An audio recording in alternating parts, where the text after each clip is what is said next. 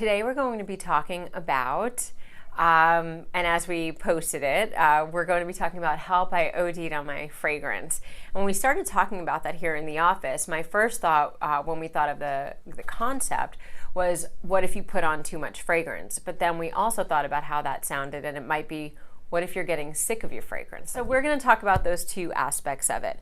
First, what happens if you put on too much fragrance and it's too strong, or what if you've tried a fragrance on someplace and it's not working with your body chemistry?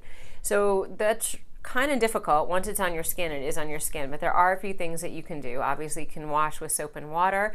It won't break up all the essential oils, but it'll minimize.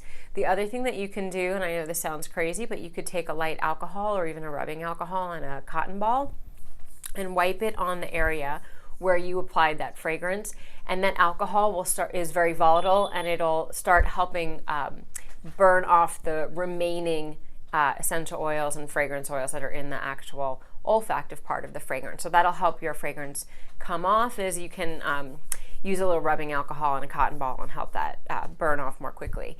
If you've got it on your clothes, I'm sorry, you got to change your clothes because it's got to be washed. Now, what happens if you're getting sick of your fragrance? If you've worn your fragrance so much, now when you smell it, it's just too much, but people still recognize you with it, they still love that fragrance, and you still have an affinity for it, but you want to just change it up. The best way to do that is to first maybe give it a break, put it aside, maybe wear something super clean and fresh for a few days.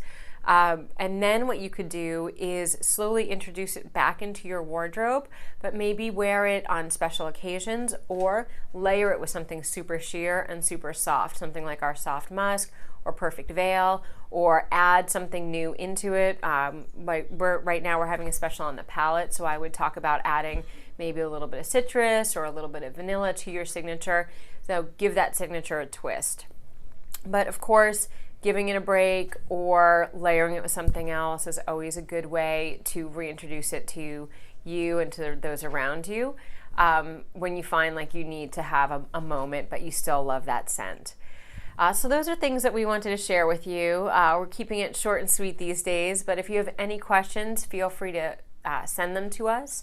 Our new plan for 2019 is to have a topic every other week, and we're going to let you know what that is, so that if you are curious about that, you can tune in specifically to hear us talk about that. But then the off week, we're going to actually just be taking your questions. So if you have any questions and you'd like to hear me talk about them next Tuesday, email them or swipe, however you do it on Instagram. Just let us know through Messenger what specific questions you have, and we're going to do our best to answer your questions every other Tuesday at 1:30.